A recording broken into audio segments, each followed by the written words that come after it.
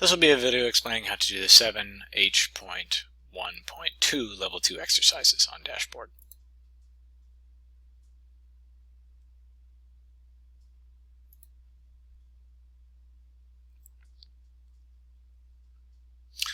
Alright, so what this exercise set wants us to do is to create an indirect truth table to determine whether the following argument is valid or invalid. Now to do that, what I'm going to do is set it up so that I have a false conclusion and then see if the false conclusion and true premises will allow for this particular last claim to be true or false. Okay, so what I'm going to do here is set this conclusion to false. So if not S is going to be false, then I need S to be true. Right, so note that I want my entire conclusion to be false, so I have to look at the negation here. And for this whole thing to be false, I have to have S be true. Right? So if S is true, this conclusion then actually becomes false.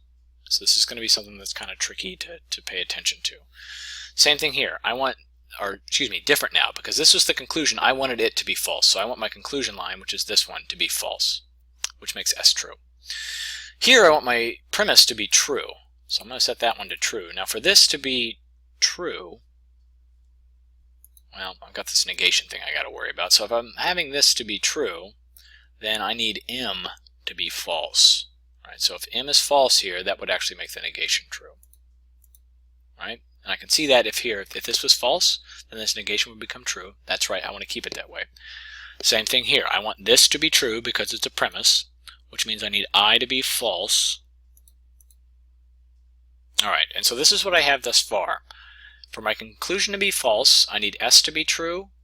For my premise to be true, I need M to be false. And for this premise to be true, I need I to be false. So I now have truth values actually for every single every single letter in this argument that would allow for it to be invalid thus far. And what I'm going to then do is I'm going to use those values now in this last premise and see if I can get this thing to come out true. If I can, well then it's possible to have true premise, false conclusion. That would make it invalid. If I can't, that would show that this argument has to be valid, because there'd be no case where you could have all true premises and a false conclusion.